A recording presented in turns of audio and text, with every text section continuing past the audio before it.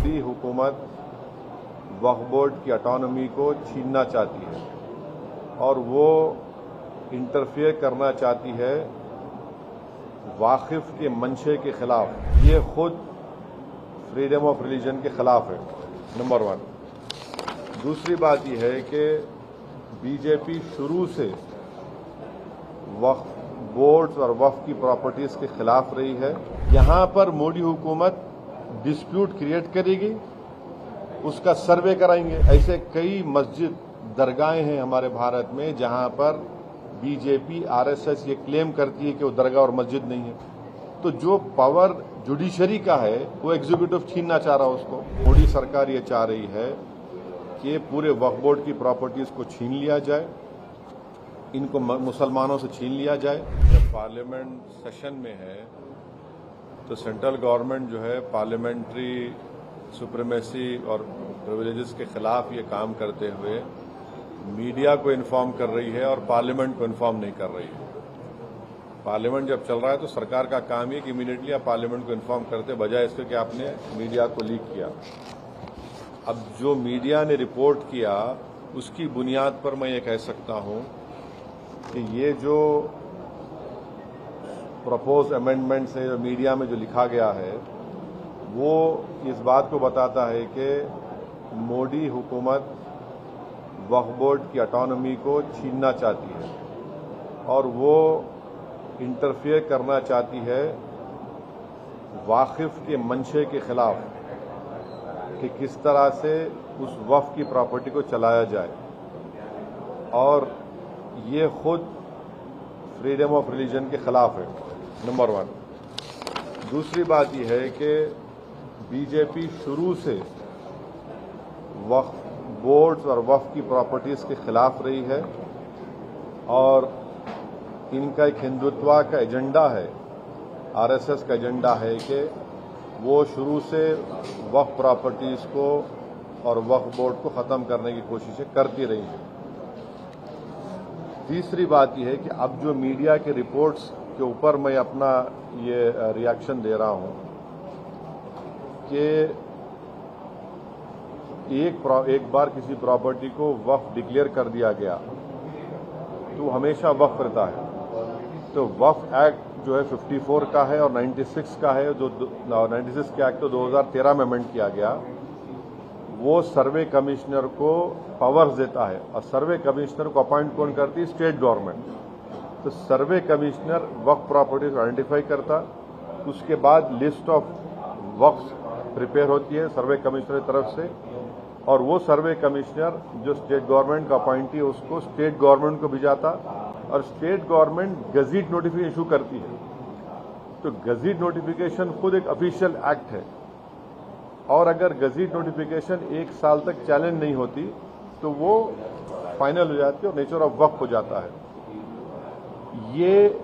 इसको ये लोग चेंज करना चाहते हैं, यानी जो पहले से वक्फ हो चुकी हैं प्रॉपर्टीज, अब दोबारा उनको स्टैब्लिश करना पड़ेगा कि ये वक्फ है। ये इम्पॉसिबिलिटी है। दूसरी बात यह है कि गजीट का जो कंक्लूसिव नेचर है उसको आप डाइल्यूट करना चाह रहे हैं। मानिए अब कई लोग वक्फ की प्रॉपर्टीज में एंक्रोचर्स है, इलीगल तरीके से वहां पर है, तो इनको एक मौका मिल जाएगा कि वो वक्फ प्रॉपर्टीज को बोलेंगे कि हमारी प्रॉपर्टी है, प्राइवेट वक्फ की प्रॉपर्टी नहीं है। और कोई भी प्रॉपर्टी में ये झगड़े होते कहीं ना कहीं, तो उसको एक एंक्रोचर्स को एक मौका मिल जाएगा। तीसरा न्यूज रिपोर्ट ये बोलता है कि अमेंडमेंट इन एस्टैब्लिशमेंट और कंपोजिशन ऑफ वक्फ बोर्ड। तो ये एक्ट खुद ये बोलता है कि हर स्टेट में एक वक्फ बोर्ड होना चाहिए और बोर्ड रिस्पॉन्सिबल होगा उसके एडमिनिस्ट्रेशन और मैनेजमेंट ऑफ वक्फ प्रॉपर्टीज के लिए। अब अगर आप अमेंडमेंट करेंगे establishment and composition of Waqf board में तो एक एडमिनिस्ट्रेटिव क्योस होगा, loss of autonomy Waqf board का होगा और ये गवर्नमेंट का जो कंट्रोल है वक्फ बोर्ड के ऊपर, गवर्नमेंट का कंट्रोल बढ़ेगा तो वक्फ के इंडिपेंडेंस पे बहुत बड़ा असर पड़ेगा। चौथी बात उसमें यह है कि वक्फ ट्रिब्यूनल्स है। अब ये जो मीडिया रिपोर्ट ये बोल रहा है कि गवर्नमेंट इन ट्राइब्यूनल्स को डाइल्यूट करना चाहती है अब ये ट्राइब्यूनल्स के पावर्स को डाइल्यूट कर देंगे तो फिर ये केसेस का क्या होगा, इनएफेक्टिव इन्फोर्समेंट होगा। पांचवी बात जो मीडिया रिपोर्ट्स के ऊपर मैं बोल रहा हूं आपको, इसमें लिखा गया कि अगर कोई डिस्प्यूटेड प्रॉपर्टी है तो डिस्प्यूटेड प्रॉपर्टी का ये लोग बोलेंगे नहीं प्रॉपर्टी डिस्प्यूटेड है, इसका सर्वे हम कराएंगे। अगर कोई प्रॉपर्टी डिस्प्यूट है तो उसका फैसला जुडिशरी करती। यहां पर मोदी हुकूमत डिस्प्यूट क्रिएट करेगी, उसका सर्वे कराएंगे। अब सर्वे एग्जीक्यूटिव कराएगा या सीएम कराएगा या बीजेपी पावर बीजेपी कराएगी। अब जाहिर नतीजा क्या निकलेगा आपको मालूम। तो ये भी एक तरीका है उस डिस्प्यूटेड प्रॉपर्टीज को डिस्प्यूट बनाना, पहले फिर सर्वे कराना उसका, और सर्वे में रिपोर्ट लिख देना कि नहीं ये वक्फ नहीं है। ऐसे कई मस्जिद दरगाहें हैं हमारे भारत में जहां पर बीजेपी आरएसएस ये क्लेम करती है कि वो दरगाह और मस्जिद नहीं है।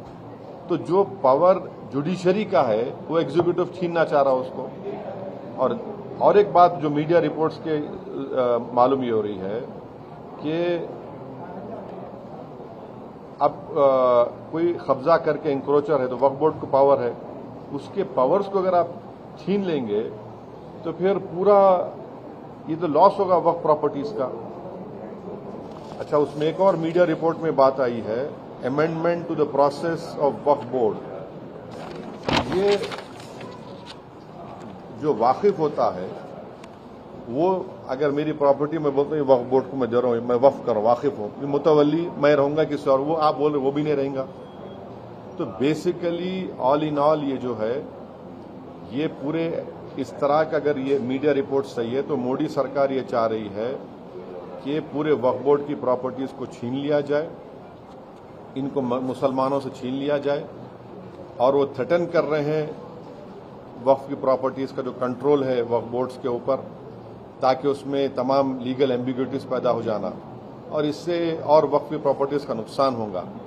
तो अब ये कंप्लीट सिस्टम को जब ये लोग अगर मीडिया रिपोर्ट्स सही है चेंज करना चाह रहे हैं, उसमें कुछ ये करना चाहे तो कोई भी आगे बढ़कर प्रॉपर्टीज को वक्फ नहीं करेगा। और आप देखेंगे कि कई मुसलमानों के मस्जिदें हैं, दरगाहें हैं जहां पर हिंदुत्व की ऑर्गेनाइजेशन आरएसएस बोलती कि नहीं है वो। तो ये अमेंडमेंट्स आने का मकसद एक ही है कि एक तो वक्फ प्रॉपर्टीज को छीन लिया जाए, दूसरा फ्रीडम ऑफ रिलीजन के खिलाफ काम कर रहे हैं, और डिस्प्यूट अगर है तो जुडिशरी डिसाइड करेगा, एग्जीक्यूटिव कैसा करेगा। तो ये चीजें हैं जिसका हम अपोज करते हैं इसको।